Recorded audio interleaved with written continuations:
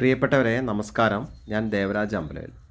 ഇത് വയനാട് ജില്ലയിൽ സുൽത്താൻ ബത്തേരി ഭാഗത്ത് ഒരു 100 ഏക്കർ സ്ഥലം വിൽപ്പനയ്ക്കുണ്ട്. അപ്പോൾ അതിൻ്റെ ഫുൾ ഡീറ്റെയിൽ അറിയാൻ നിങ്ങളെൻ്റെ ഫോൺ നമ്പറിൽ വിളിച്ച് ബന്ധപ്പെടുക. 70 12 46 70 32.